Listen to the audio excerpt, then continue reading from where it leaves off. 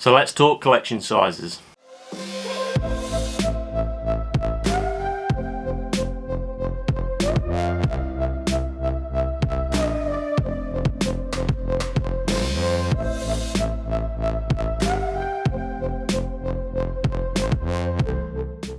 So in today's video I'm going to be explaining my collection size and, trying to explain why you shouldn't grow too rapidly. Just talking about being comfortable with your own collection and not having to deal with any pressure from external sources about your collection, and just taking pride in what you own already. So at the time of this video I have 30 tarantulas, 3 snakes, 1 scorpion and a frog. Now, in my eyes, the pets that I've got at the moment and the exotic animals that I keep is more than enough for me at the time being. As you can see, this shelf is fully stacked out and I only have the limited room of this tarantula room,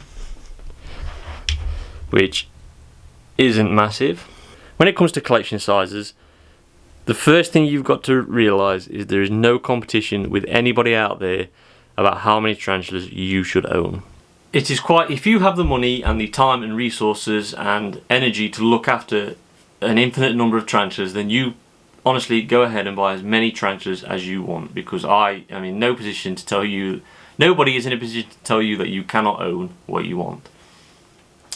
Where things start to get a little bit silly is when people keep ordering and ordering and ordering the small tarantulas, the spiderlings, because one day those tarantulas are going to be fully grown and you're going to require a lot of space.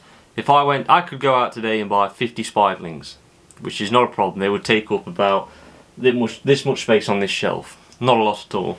But you've got to think, in a year to 5 years time, those 50 spiderlings are going to be requiring something around this size or larger. Now, having 50 of those obviously takes up a lot of space. And in the time between you've bought those 50 spiderlings and they've grown to full size, you've probably gone out and bought 50 more over the years. Probably not all in one go, but maybe, again, another 50 in, little purchases here and there. Now, like I said, there is nothing wrong with this. This is absolutely fine if you have the space, time, money and energy to look after that many tarantulas. What I think people need to understand is that because these spiderlings can be quite cheap and, readily available, that it's okay just to keep buying them and buying them and buying them. There has to be a point where everyone reaches a limit, and I'm not saying 30 is my limit. I could quite easily look after a lot more. What is holding me back at the moment is space. So with the tarantulas I've got at the moment, I'm happy. I can spend more one-on-one time with each tarantula. One-on-one time is, I can go through each enclosure with more time and make sure each tarantula is doing well. I mean, just recently I've seen some amazing tarantulas for sale online, and I just had to stop myself from buying them because it's just not right. It wouldn't be fair for the spider that if I kept buying more and more and more, every spider in my collection suffers because there's less time I can spend with each tarantula, cleaning out the enclosures. Not saying that I would definitely make the time, but I'm comfortable where I'm at the moment. I don't want to add any more pressure onto my life.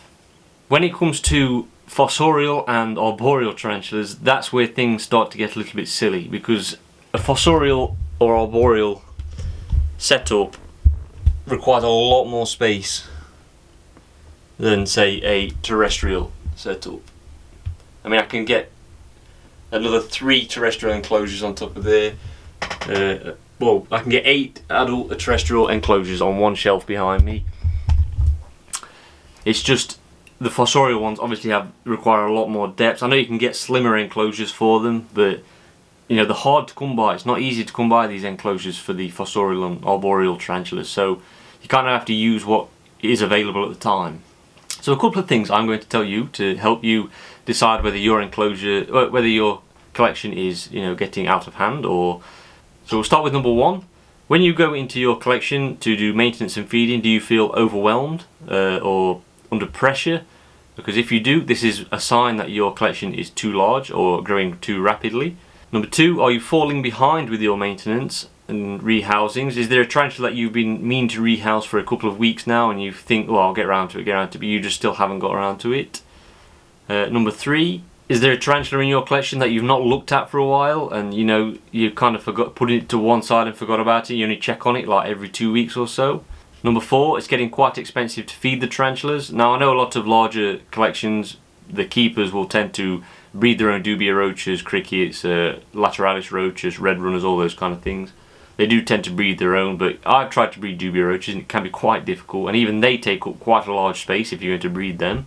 So the first advice I can give, if you feel any of those 3-4 points that I just made, if you feel like any of those relate to you, then the first and biggest step to realizing this and overcoming this problem that you're having and helping you is just to stop buying tarantulas right now. As of this minute, as of watching me in this video, stop buying tarantulas. I don't mean that nastily, I just mean for your own sake, just don't buy any more spiders for a year. Just leave it a year. Don't buy any more tarantulas for a year. The tarantulas aren't going anywhere. There's still going to be new tarantulas available online or in your area. The hobby is well established, so it's not a race to get these tarantulas, you know, unless you're a breeder, of course, but that's a whole different story, because I'm sure you won't mind having thousands of tarantulas in your collection. So yeah, just stop buying tarantulas for the time being. Now, after a year's time, if you feel like you've settled down and you're more into a rhythm and you want to pick up some more, then pick up some more. The second point I'm going to make this is just enjoy the collection that you've got now. I mean, if you've got over 10 tarantulas, you definitely will have some tarantulas in your collection. You bought those tarantulas for a reason, because at one point you thought, oh yeah, that looks absolutely stunning, that does. I need to have that tarantula in my collection. Now, I go through all my tarantulas, and every time I take a lid off and I see a tarantula out in the open, it just absolutely blows my mind. That pure amazement and awe and just fascination. I mean, I've got some beautiful tarantulas in my collection I'm very lucky to have. So, like the golden blue leg baboon, I have the Pamphobetus species lightning blue, the Chilobrachys species lightning blue, the electric blue, the Davis pantaloris, all these beautiful tarantulas that I have in my collection, and you know, there's such a treat when I see them out. So it is important to, the Tarantula Collective once said this, is to stop and smell the roses in your own collection, and that resonated with me ever since he said that. I mean, that was a few months ago now, and that has just stuck with me and resonated with me. So it is definitely important to stop and smell the roses in your own collection before you go out looking for more. So what we take away from this video is to stop rapidly growing your collections with spiderlings, to feel comfortable with your own setups and collections, to make sure that the spider comes first, or any animal comes first when it comes to exotic pet keeping. And you know, just enjoy the hobby that you're in. You're in the hobby. You've got some amazing animals in your collection, I'm sure of. So just stop and smell the roses with them. You know, spend a couple of hours every night just staring at your tarantulas. That's what I do. I come in here twice a day just to have a look through and make sure everyone is okay. I don't disturb the tarantulas when I do that. I just come in for a browse, as you would. And I'll leave every night with seeing something fascinating. That's just with 30 tarantulas. So if you agree with any of the points I made in this video, then share this with a friend who you think may need to hear something like this.